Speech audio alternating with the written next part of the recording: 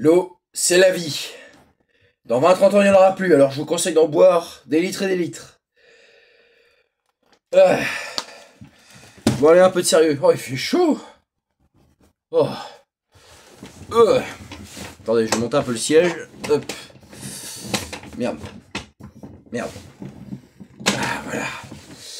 Voilà qui est mieux. Bonsoir à toute ma communauté. Ici Dorian Pinel. Et je vous propose dans cette nouvelle vidéo, comme la précédente, un extrait du Petit Théâtre des Opérations, mais cette fois-ci du volume 2. Alors je le rappelle, le Petit Théâtre des Opérations, c'est une bande dessinée créée par l'odieux connard. Oui, l'auteur a signé par ce pseudo, l'odieux connard, c'est pas moi qui l'ai inventé. D'ailleurs, petite dédicace, je tenais à dire que je suis un de vos plus grands fans et j'espère vous rencontrer un de ces jours si possible. N'hésitez pas à me suivre sur mon compte Instagram, Dorian Pinel. N'hésitez pas à m'envoyer une demande d'avis ou alors je vais essayer de trouver votre compte. Mais si je pouvais vous rencontrer, ça me ferait un très grand plaisir, franchement. Donc je vais essayer de vous faire de la pub à 100%. Enfin bref, revenons à nos moutons. Donc je disais des faits d'armes impensables, mais bien réels. Et aujourd'hui, on va traiter un sujet qu'on n'a pas eu l'habitude d'étudier en cours d'histoire. Parce que personne n'était au courant. Mais maintenant, je vais vous l'apprendre pour vous l'apprendre. Aujourd'hui, on va travailler sur la cavalerie, les cavaliers français du front Orient 1918. Notamment, on va parler de la bataille d'Iskub. Ça rentre dedans. Iskub, c'était une ville en Bulgarie et vous allez comprendre le sens. Je vais essayer de parler fort pour que vous me compreniez. 20 septembre 1918. 1914-1918, la charge de cavalerie qui précipita l'armistice. En Macédoine, l'armée bulgare attend l'attaque de l'armée française d'Orient. Mais, ces andouilles nous envoient de la cavalerie. Allô? On est en 1918. On a des mitrailleuses. 3000 spahis et chasseurs d'Afrique sont sous les ordres du général Juno Gambetta. Sont lancés. Ya, ya, chargez! Quand soudain, suivez-moi, on fait demi-tour! Mais où allez-vous? Revenez! Nos mitrailleuses sont ici! Mais non, les cavaliers se barrent.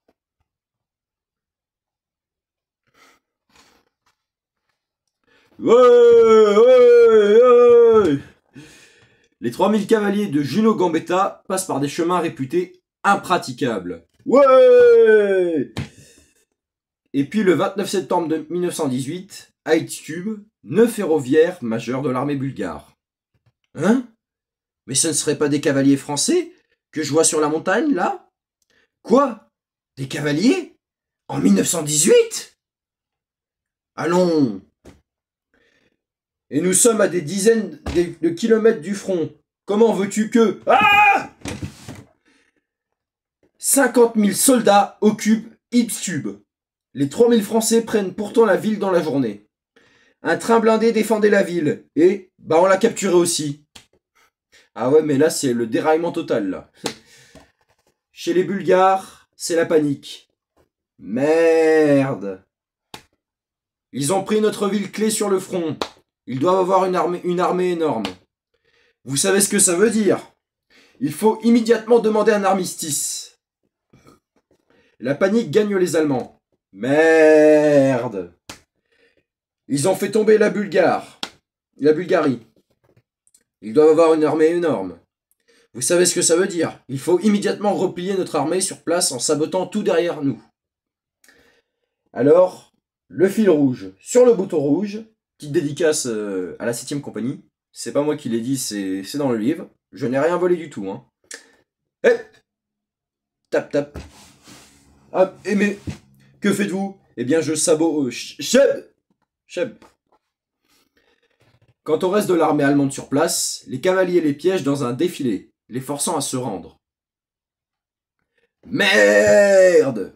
Ils ont la Bulgarie et notre armée. Notre front sud est dégarni. Il va falloir songer très sérieusement à signer un armistice. Enfin, il nous reste quand même l'Autriche au sud. Dites-leur de faire quelque chose pour stopper ces malades.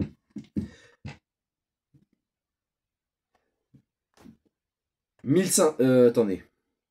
150 000 Autrichiens sont envoyés pour arrêter la progression de ce front. Ça n'arrête pas les Français. Du crottin de cheval et du crottin d'Autrichien. Je crois que nos cavaliers sont passés par là, mon général.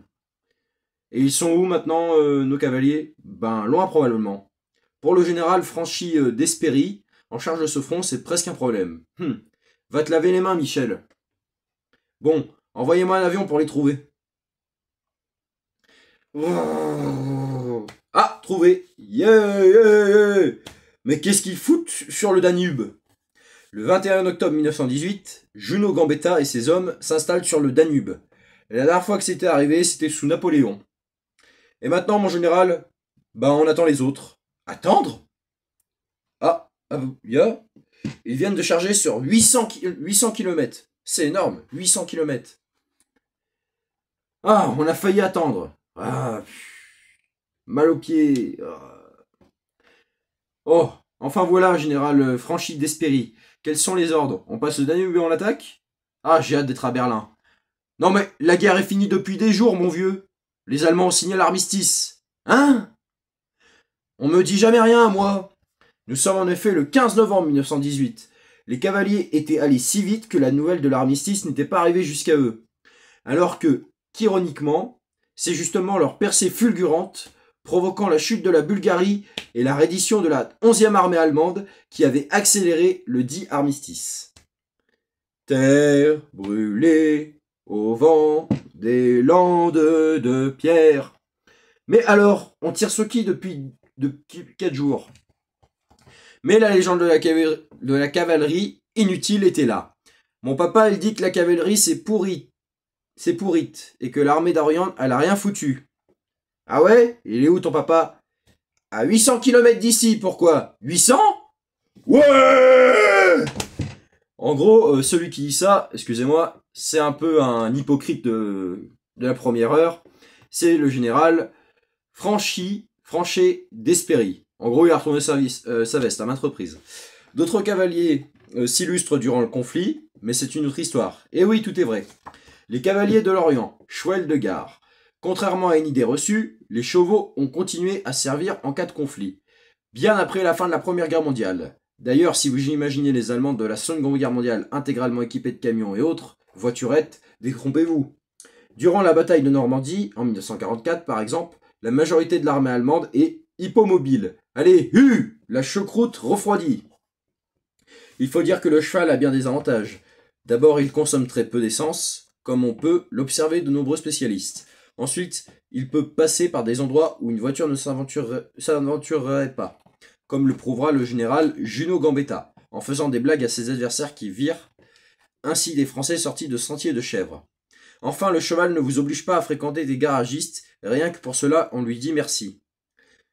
Cependant, le cheval a un problème, il est vivant, enfin au début du moins. C'est pourquoi on va peu à peu tenter de le remplacer par un autre moyen de déplacement qui consomme peu, passe partout et s'entretient facilement, le vélo. Contrairement au cheval, pas besoin de laisser les hommes pour les garder, sauf dans certaines rues de Paris. Pas de foin à lui trouver, et en plus, ça se répare n'importe où. Des parachutistes en auront même des versions pliantes en 1944, histoire de filer sur les routes après l'atterrissage. Certes, c'était moins classe qu'une Jeep, mais on vous attendait moins à 2 km à la ronde. Quant aux messagers à cheval, ils furent peu à peu remplacés par des motos. Vous me direz, allons, qui utilisait des messagers sur une monture à l'heure de la radio et du téléphone satellite? Et je vous répondrai, Paul von Ripper. En 2002, l'armée américaine va chercher ce général à la retraite afin de le faire jouer le rôle de Saddam Hussein dans des exercices de répétition de l'invasion irakienne qui se prépare. Paul von Ripper sait que si l'équipe d'en face va espionner les communications radio pour anticiper ses mouvements, mais se souvenant de la cavalerie et des messages à cheval, il décide de ne pas utiliser sa radio et met en place un système de messages à moto pour passer ses ordres, en toute discrétion.